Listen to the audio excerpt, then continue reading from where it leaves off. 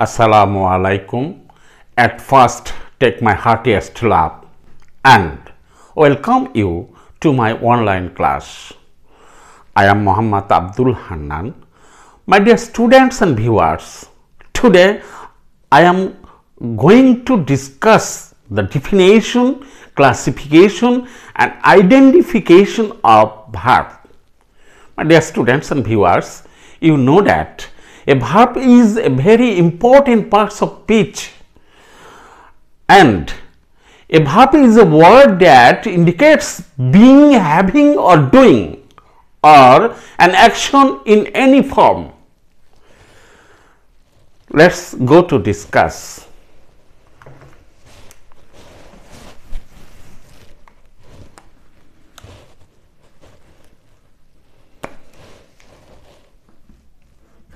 Verb. ভার্বকে আমরা প্রথমত দুই ভাগে বিভক্ত করেছি।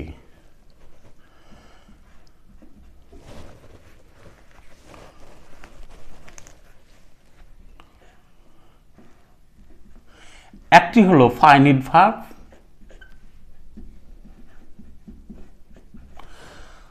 আর অন্যটি হলো ইনফাইনিট ভার্ব।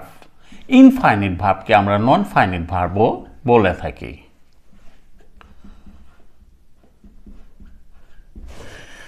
এখন ফাইনিট ভার্বকে আবার দুই ভাগে বিভক্ত করেছি।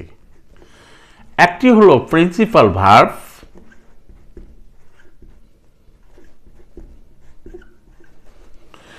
আর একটি হলো auxiliary verb.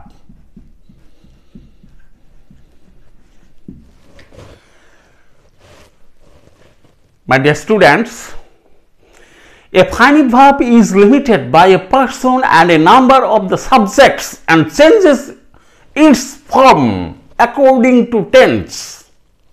And on the other hand, a non-finite verb is not limited by a person or number of the subjects and it does not change its form according to tense. Finite verb is divided into two classes. One of them is principal verb and the other is auxiliary verb.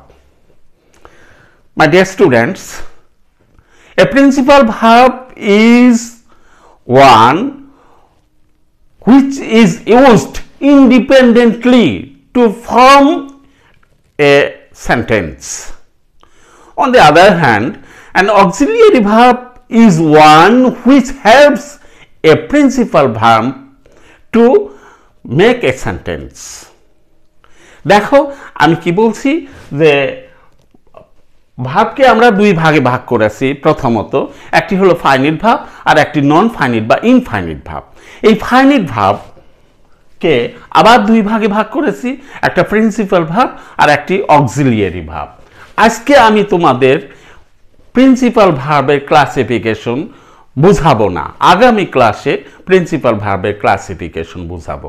আজকে auxiliary ভার্বের ক্লাসিফিকেশনটা তোমাদের দেখানোর চেষ্টা করব। Auxiliary ভার্বকে আমরা প্রথমত দুই ভাগে ভাগ করেছি। একটা হলো প্রাইমারি অক্সিলিয়ারি ভার্ব আর একটি হলো মোডাল অক্সিলিয়ারি ভার্ব। এই প্রাইমারি আর মোডাল অক্সিলিয়ারি ভার্ব দেখি। একটি হলো মোডাল অক্সিলিয়ারি ভার্ব আর অন্যটি হলো primary auxiliary verb. Modal auxiliary ভার্বগুলো হলো can, could, shall, should, will, would, may, might, must. এখন এই প্রাইমারি অক্সিলিয়ারি ভার্বকে আমরা তিন ভাগে ভাগ করেছি। একটা টু বি ভার্ব, একটা টু হ্যাভ ভার্ব, আর একটি হলো টু ডু ভার্ব। দেখা যাক, to be verb,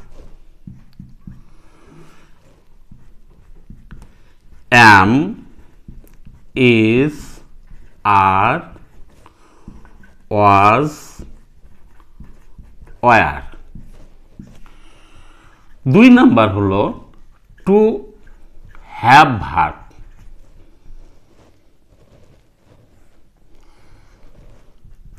have, has, had। 3 number to do verb, do, does এবং ডিড।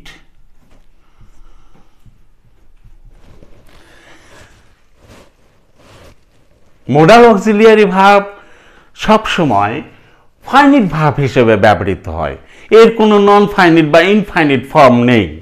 এটা মানে এই মোডাল অক্সিলিয়ারি ভার্ব অর্থাৎ can, could, may, might, shall, should, will, would, must, এগুলোর আগে কখনো টু বসে না, আবার এগুলোর সাথে কখনো আইএনজি যোগ হয় না। কি কখনো দেখেছো ক্যানিং, কুডিং, শ্যালিং, শুডিং এগুলো দেখেছো কোনো সেন্টেন্সে আছে? নাই। তার মানে ওইটা সর্বদা এই অবস্থায় থাকে, অর্থাৎ এর কোনো পরিবর্তন হয় না। মোডাল অক্সিলিয়ারি ভার্ব সবসময় ফাইনিট ভার্ব হিসেবে ব্যবহৃত হয়। তবে প্রাইমারি অক্সিলিয়ারি ভার্ব অনেক ক্ষেত্রে অক্সিলিয়ারি ভার্ব হিসেবে কাজ করে, আবার অনেক ক্ষেত্রে প্রিন্সিপাল ভার্ব হিসেবে কাজ করে।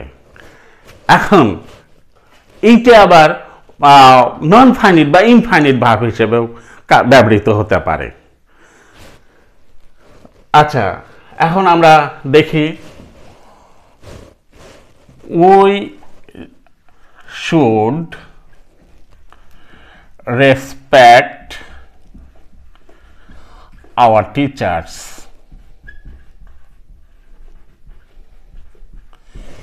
We should respect our teachers, এটার বাংলা অর্থ কি? আমাদের শিক্ষকদের সম্মান করা উচিত, আমাদের শিক্ষকদের সম্মান করা উচিত। আচ্ছা দেখো তো, আমি যদি এটা বাদ দিই তাহলে কি আমাদের শিক্ষকদের সম্মান করা হবে? সেন্টেন্স হবে আমাদের শিক্ষকদের সম্মান করা, এটা সেন্টেন্স হবে না। This is not sentence, because this does not express full meaning or complete sense. যতক্ষণ পর্যন্ত উচিত না বলছি ততক্ষণ পর্যন্ত এটা সেন্টেন্স হবে না। তার মানে এই রেসপেক্টটা থাকা সত্ত্বেও এটা সেন্টেন্স হলো না, কারণ এইটা হলো ইনফাইনিট বা নন ফাইনিট ভার্ব হিসেবে এখানে ব্যবহৃত হয়েছে, আর এইটা এখানে ফাইনিট ভার্ব হিসেবে ব্যবহৃত হয়েছে।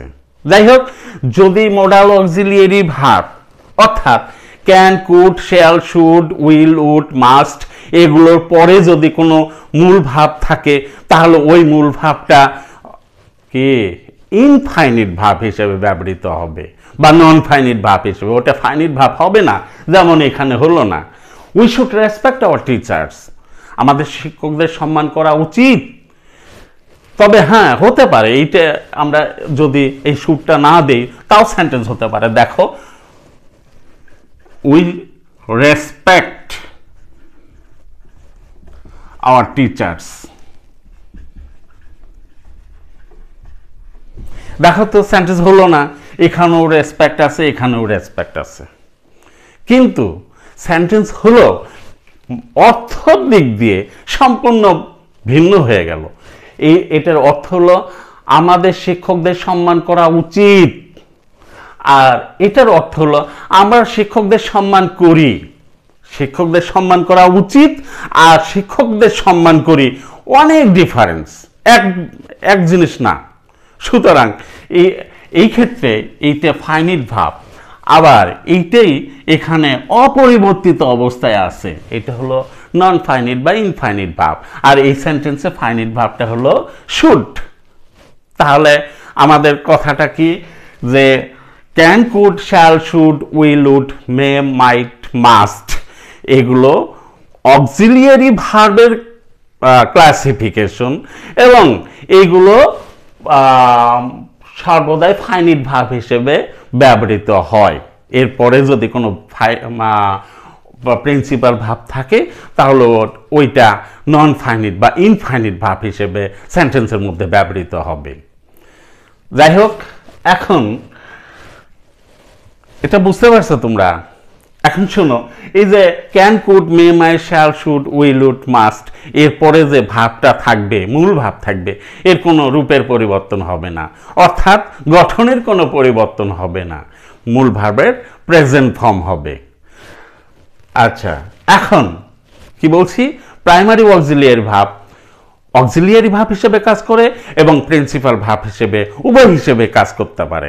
আবার অনেক ক্ষেত্রে কি ফাইনিট ভাব হিসেবে কাজ করে, আবার নন ফাইনিট বা ইনফাইনিট ভাব হিসেবেও কাজ করতে পারে। যাই হোক, দেখো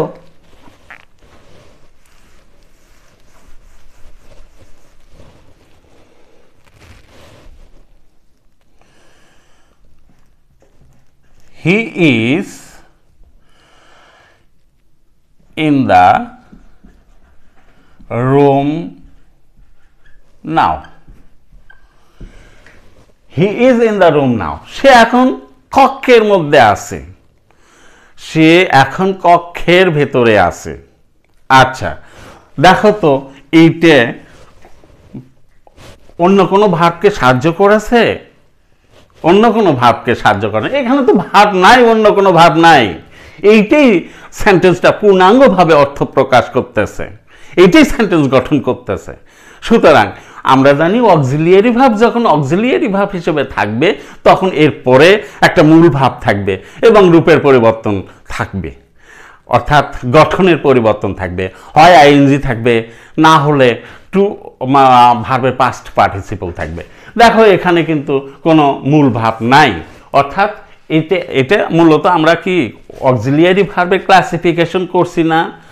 অক্সিলিয়ারি ভার্বের ক্লাসিফিকেশন করছি, কিন্তু আমরা জানি অক্সিলিয়ারি ভার্বটা হলো অন্য ভার্বকে, অর্থাৎ প্রিন্সিপাল ভার্বকে সাহায্য করবে ক্রিয়াটা সম্পন্ন করার জন্য বা সেন্টেন্সটা গঠন করার জন্য। কিন্তু আমরা এই সেন্টেন্সে দেখতে পাচ্ছি অক্সিলিয়ারি ভার্ব আছে বটে, কিন্তু এরপরে কোনো মূল ভাব নাই, তাহলে এইটা ক্রিয়াটা সম্পন্ন করতেছে। সুতরাং এইটাকেই আমরা মূল ভাব হিসেবে ধরব, ওইটাই মূল ভাব। আবার এখন এইটা যদি এইভাবে লিখি, he is writing a letter,